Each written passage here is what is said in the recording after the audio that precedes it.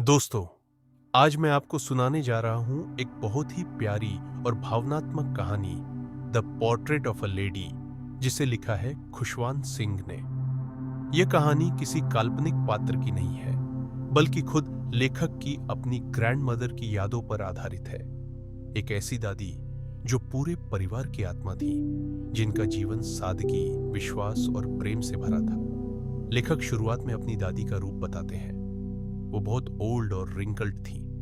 उनका चेहरा झुर्रियों से भरा था, लेकिन उसमें एक शांति और पवित्रता थी जो किसी देवी की तरह महसूस होती थी। वो हमेशा व्हाइट क्लोथ्स पहनती, उनके हाथों में रोजरी बीड्स होती और होठों पर हमेशा प्रेयर्स चलते रहते थे। लेखक कहते हैं कि उन्हें कभी यकीन ही नहीं हुआ कि उनकी दादी कभी यंग रही होगी। जब लेखक छोटे थे, वो अपने विलेज में अपनी दादी के साथ रहते थे। हर सुबह दादी उन्हें उठाती, नहलाती, तैयार करती और फिर साथ में विलेज स्कूल तक लेकर जाती। वो स्कूल मंदिर के पास था। बच्चे वहां अल्फाबेट्स और रिलीजियस लेसन्स पढ़ते थे और दादी मंदिर में बैठकर होली स्क्रिप्चर्स पढ़ती थी। वापसी में वो रास्ते में स्ट्रीट डॉग्स को स्टेल चपाटीज खिलाती थी। उनका हर दिन भगवान की भक्ति और दूसरों की सेवा में बीतता था। उस वक्त दादी और पोते का रिश्ता बहुत गहरा था। वो सिर्फ ग्रैंडमदर नहीं, बल्कि उनकी बेस्ट फ्रेंड थी। लेकिन जैसे जैसे वक्त बीता, सब कुछ बदलने लगा। जब लेखक और उनकी दादी सिटी में आ गए, तो उनके बीच की दूरी भी बढ़ने लगी। अब लेखक इंग्लिश स्कूल में पढ़ते थे, जहां साइंस, इंग्लिश और वेस्टर्न एजुकेशन दी जाती थी। दादी को ये सब बिल्कुल समझ नहीं आता था। उन्हें लगता था कि इन सब्जेक्ट्स में गॉड की कोई जगह नहीं है। वो चाहती थी कि उनका पोता रिलीजियस एजुकेशन ले, होली बुक्स पढ़े, लेकिन ऐसा नहीं हुआ। फिर जब लेखक ने म्यूजिक सीखना शुरू किया, तो दादी को बहुत बुरा लगा। उनकी नजर में म्यूजिक तो सिर्फ बेगर्स और डांसिंग गर्ल्स के लिए होता है, किसी रिस्पेक्टेबल व्यक्ति के लिए नहीं। धीरे धीरे उन्होंने अपने फीलिंग्स जाहिर करना बंद कर दिया। वो क्वाइट रहने लगी और अपना ज्यादातर समय स्पिनिंग व्हील चलाने और प्रेइंग में बिताने लगी।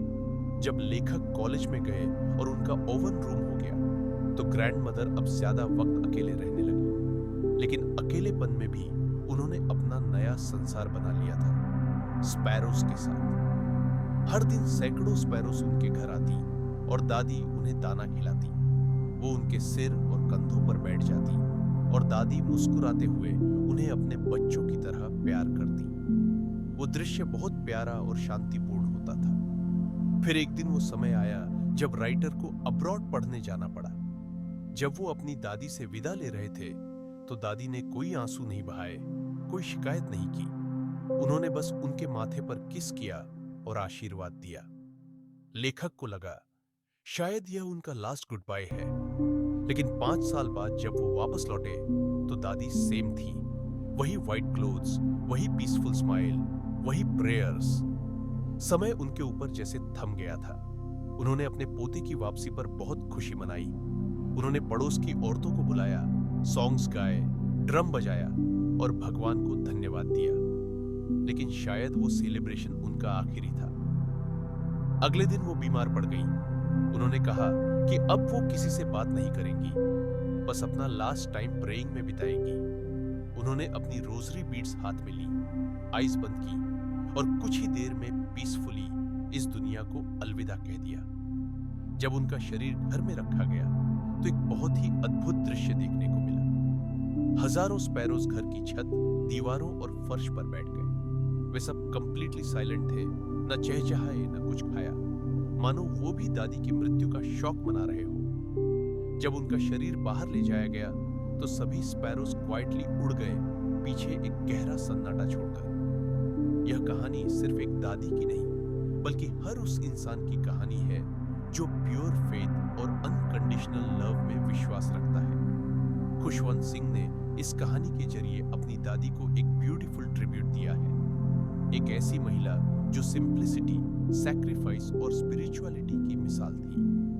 तो दोस्तों, यह थी the portrait of a lady, एक ऐसी कहानी जो हमें याद दिलाती है कि सच्चे रिश्ते कभी खत्म नहीं होते। समय बीत जाता है, पर प्यार और यादें हमेशा जिंदा रहती है। अगर आपको यह कहानी पसंद आई हो तो लाइक करें, शेयर करें और चैनल को सब्सक्राइब करना ना भूलें।